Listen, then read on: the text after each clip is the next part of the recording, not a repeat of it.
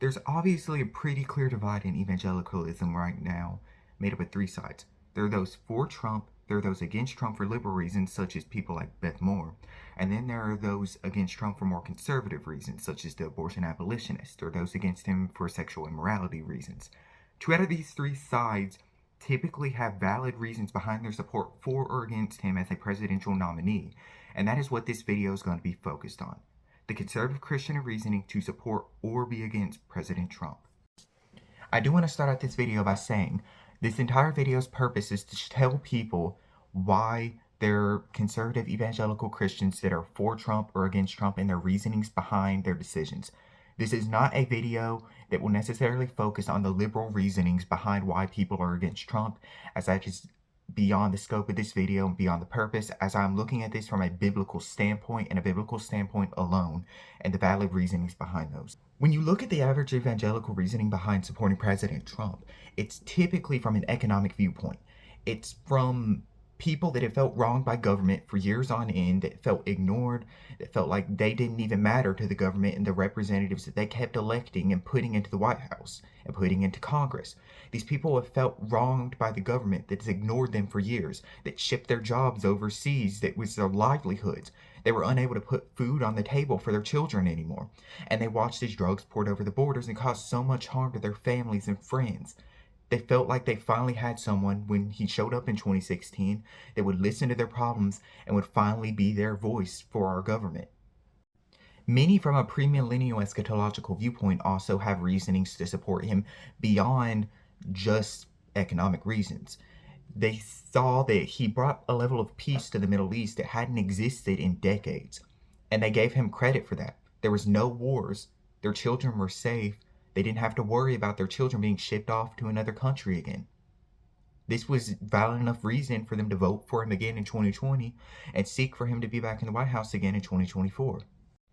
It all honestly makes sense when you look at it from the standpoint of these are people that typically like to have pastors that speak up for them and speak out on issues. They saw in President Trump some of the values that they typically seek in a pastor, whether those are good things or bad things at the end of the day. However, this is not to say, even in their support for Trump, that these people necessarily liked all of him. He had a sexually immoral past. He was adulterous. He'd been divorced multiple times. These things were hurdles to have to jump over, and ultimately that's why President Trump chose Mike Pence as his vice president. But even that didn't work out in the long term because of people feeling wronged by Mike Pence. So you have this complex situation where people support him, but yet they have a problem with him morally. They support him economically, and they feel like this is who our country needs for the time being, yet they're against him from this moral standpoint. And that's where those who are against Trump from a conservative standpoint come in, and these are those that have typically supported candidates such as Vivek Ramaswamy or Ron DeSantis come into play. You saw this opposition to President Trump ever since the beginning. People were afraid. We didn't know if he was a Christian. He probably wasn't a Christian. He was vulgar. He was loud. It was the values that many people, though some saw as good, some equally saw as bad, and they didn't like that. They wanted someone with a quiet tongue, yet a strong heart. Someone like Ben Carson, as an example, that was slow to speak, yet had a lot of depth behind what he said and the few words that he did say. But at the same time, others felt like he's exactly what we needed. We have an evil, corrupt government, and we needed someone to call him out, to call them out, to fight them, and to finally put an end to this corruption this country has faced for decades. It's this split. Though those in 2016 that were against Trump ultimately voted for him, and those against him for conservative reasons in 2020 ultimately voted for him, you had this problem in 2024 where a large amount of candidates entered into the race, and ultimately you saw that division grow and grow and grow into where it is now, where you have some people that are struggling once again over whether they're going to vote for former President Trump when we get to the 2024 election, despite the fact that the candidate and the opposition is a horrible person and it's much worse than what President Trump brings to the table, even with all of his baggage. There were valid reasonings, though, and there are valid reasonings to feeling as strong as you do exist. I can totally understand why you would struggle to vote for someone that has had a sexually immoral lifestyle. I can totally understand why you struggled to vote for someone that has a lax view on abortion.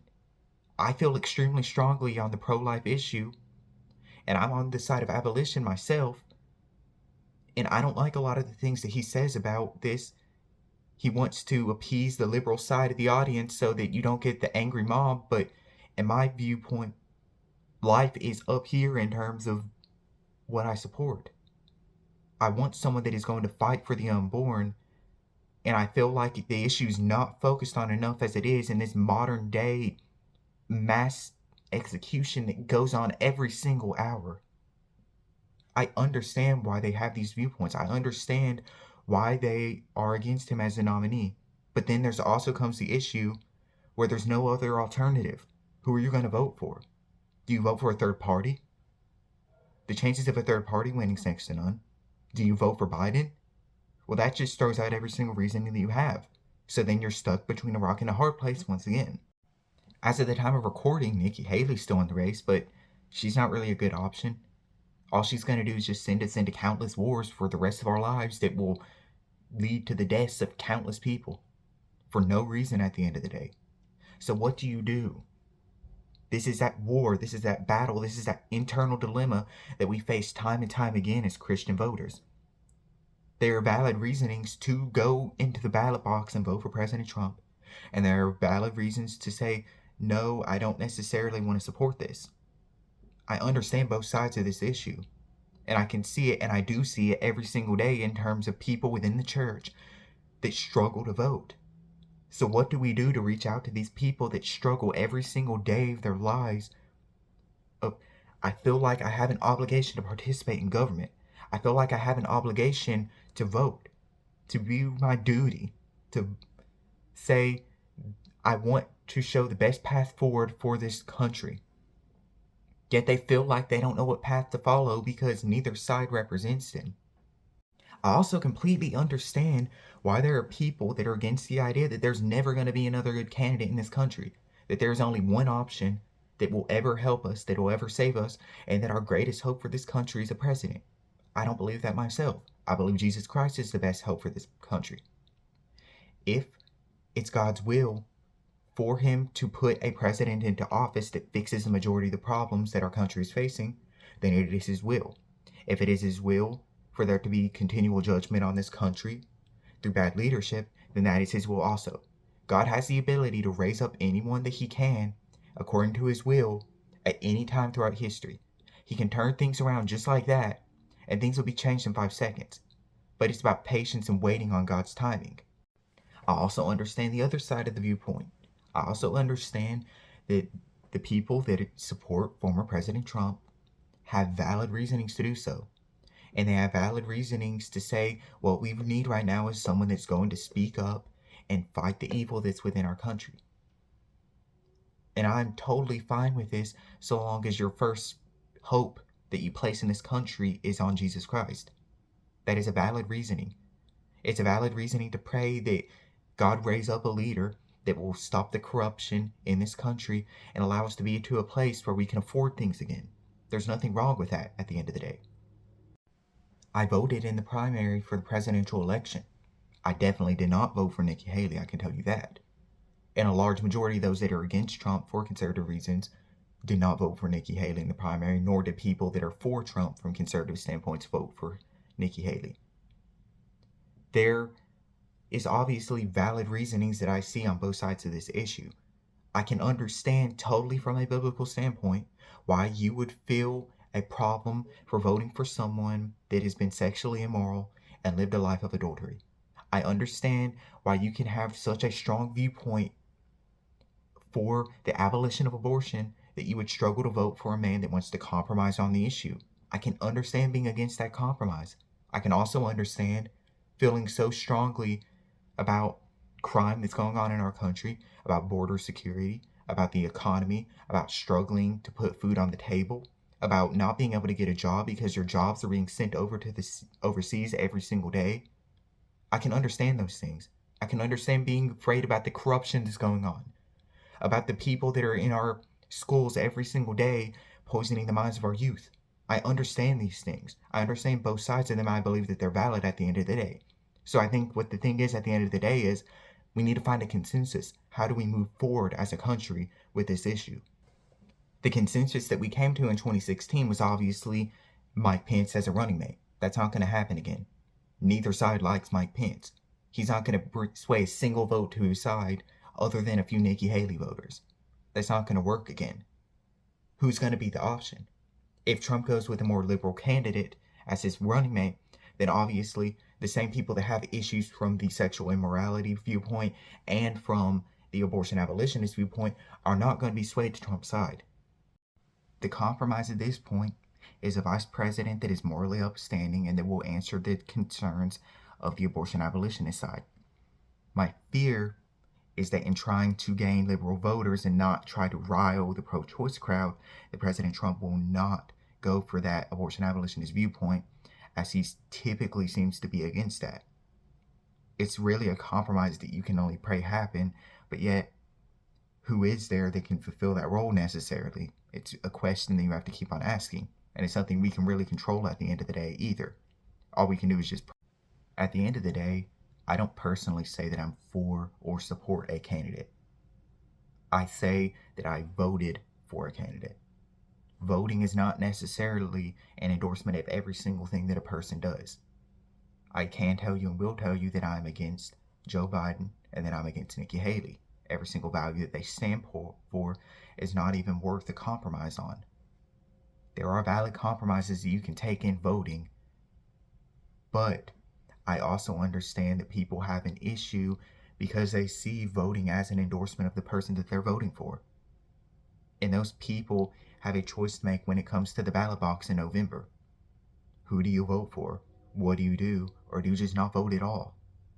That's a decision that you're going to have to make at the end of the day. And I understand that, and I pray in the process that you will find the answer that best suits you and best suits your convictions. I will reveal that I plan on voting for the Republican nominee in November so long as it is not Nikki Haley. I'm totally fine with voting for Donald Trump in my own convictions and my own viewpoints in terms of when it gets to that time. I feel like when it comes down to it at the end of the day, it's him or Joe Biden. And for me, I have enough justification on the economic side to not vote for Joe Biden and to want to get someone that is able to win into the White House. Because at the end of the day, once he's in there, he is moldable, he is shapeable. Through emails, through letters, and whatever, you can make him go in the direction that you wish him to go as a conservative Christian. But I understand that there are those that are going to struggle when they get into that ballot box in November over who they are going to vote for.